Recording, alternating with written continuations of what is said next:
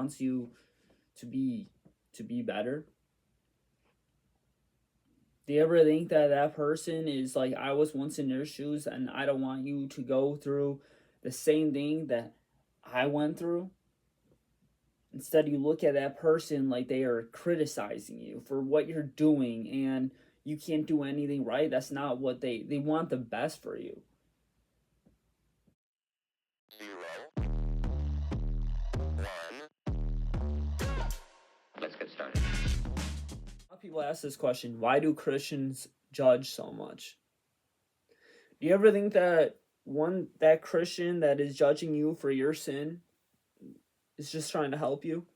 Do you ever think that that Christian was not perfect themselves, and they still are not perfect? Absolutely not. The only perfect person is Jesus Christ himself, and everybody gets that wrong. I mean, everybody thinks that, oh, now that person is a Christian, so he's supposed to or she's supposed to do everything absolutely right. They're not supposed to go back to sin. Okay, they're supposed to not, but that doesn't mean that they're gonna not slip up. Hopefully they don't. They have been praying about it for years, hopefully, that they don't slip up again. But sadly, that temptation keeps coming and coming and coming. The stronger you get to Christ, the more the sin feels harder to give up. Because sin is such a human natural thing. Lust is so normalized during your whole childhood and high school years. You know? A wrath is just ever since you were a kid, you were throwing temper tantrums. Wrath has been a thing since you were a kid.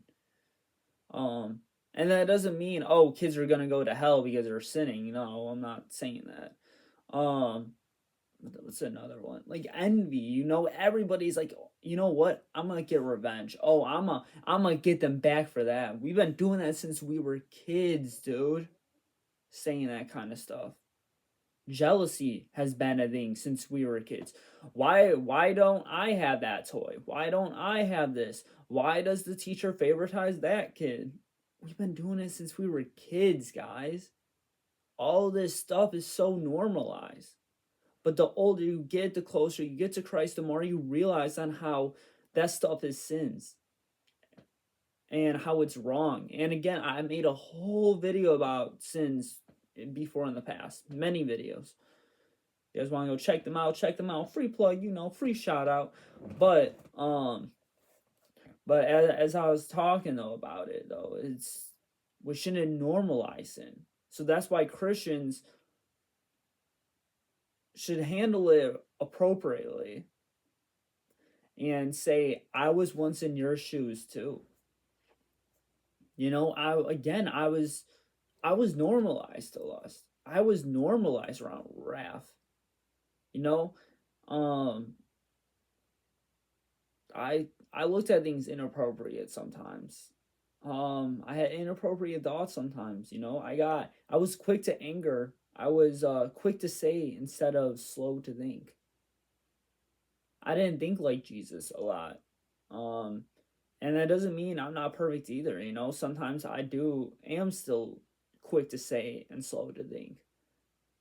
Instead of, or yeah, sometimes I overthink about the situation and what I could have done right or what I should have done right. But at least earn up to your mistakes, A lot of people think a man is somebody that, I'm just gonna say it, losing your virginity makes you a man. No, that doesn't. Making you a man is providing. Okay, it has somewhat to do with it. I think to me personally, being a man is someone that can earn up to their mistakes and try to fix their mistakes. Somebody that can tries to make a difference, that to me is a man. Not a person that uses people, not a person that takes advantage of people. That's not a man, that's a coward. So, but like I said, I was saying though, a lot of people they get offensive when a Christian calls them out on their sins. Do you ever think that that person just wants you to be better? Do you ever think that that person is like, I was once in their shoes and I don't want you to go through the same thing that I went through? Instead, you look at that person like they are criticizing you for what you're doing and you can't do anything right. That's not what they want the best for you. You know, I call people out on their stuff. People get mad at me. And then they say, I know somebody that told me this that said, why are Christians the most judgmental people?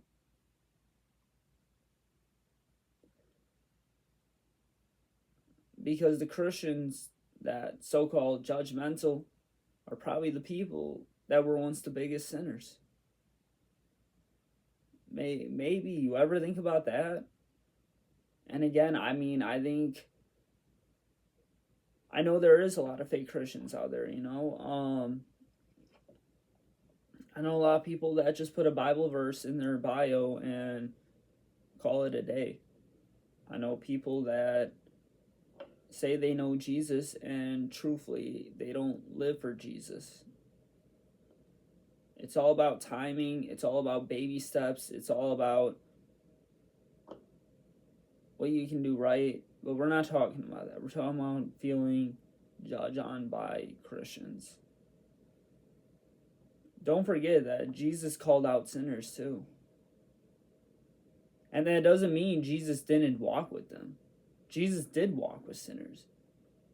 There's a whole story about it. Jesus' whole 12 disciples were a bunch of sinners. There was a prostitute in his group. There was a tax fraud in his group. There was a hothead in his group. There was a thief in his group, a liar in his group. All of these things. All of these people that did wrong, and Jesus chose them to be his disciples.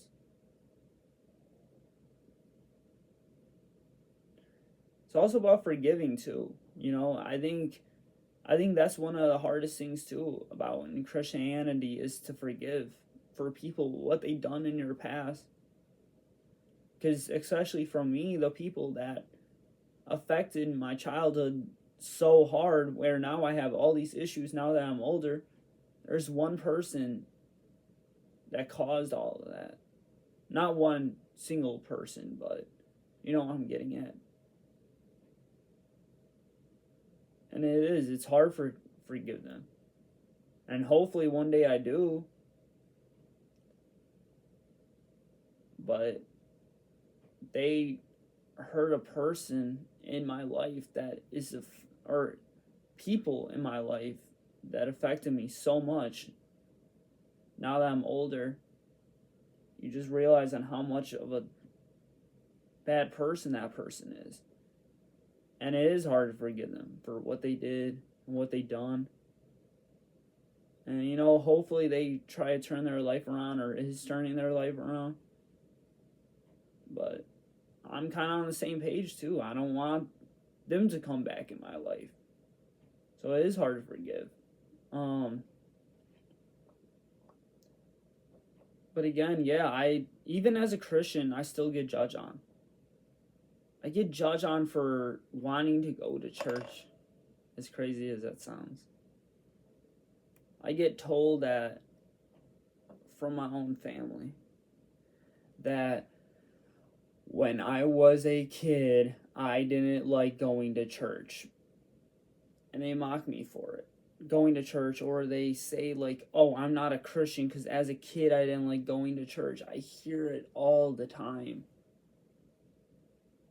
And I say this, are you the same person when you were 8 years old? They say no.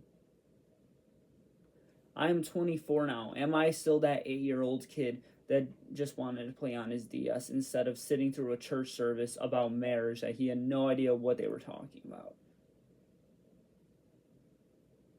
Things change. Again, I'm not perfect. Again, I admitted my sins. But what did I work on? You know, I'm not okay with sex before marriage anymore. I'll admit it, I was so normalized to that, you know, thinking it was okay. Because other people did it around me. I was okay with you living with your spouse before marriage because I was normalized to that. But no, it's not okay. Temptations are to come from that.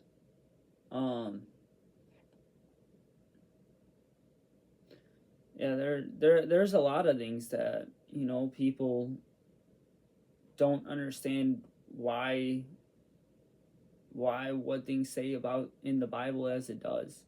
The Bible has every answer that can be told. People just don't realize that. Sex before marriage is in the Bible. Lying is in the Bible. Anxiety is in the Bible. Depression's in the Bible. Just everything that's happening around the world right now. War, I think, is even in the Bible. It's always all these things. Affairs been going on since the Bible. Adam or Eve bit the apple. Like, come on now.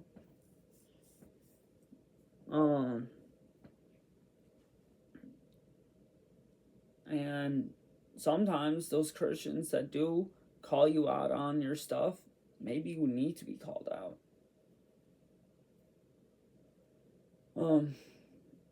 Yeah, like I said, I don't know how to really. Oh, well, like even this too. Like I go to church every Sunday, right? I even help serve now on Sundays.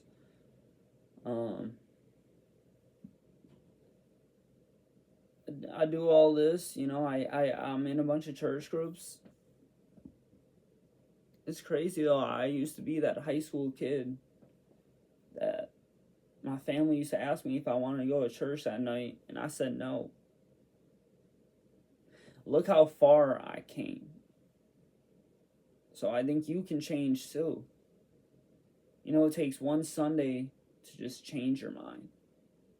It takes one routine switch up to change everything in your life. So let me ask you guys this, the sinners out there, what are you afraid of? Are you afraid of change?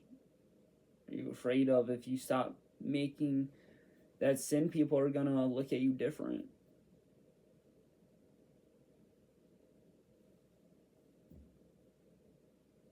What are you afraid of? Are you afraid of stepping into a church because you're afraid to get judged on? Do you know the most people I need who go to church is sinners? Do you know those people that greet you in the morning, that says hello, and or pastors even? Do you know they were probably once the biggest sinners too? Do you know that they probably pushed away Jesus too at one point? You don't think about that. You think that these people are perfect and they've been going to church since they were kids, but most of the time it's not like that. I know I wasn't like that. But yeah, think about when you get judged on, think about what that person is actually saying instead of feeling like you're judged on, because maybe they're just trying to help you. People don't look at it like that. People look at it like it's criticism. It depends on how that Christian called you on your sin, handled it. And that's our job too as Christians, is handle certain situations well.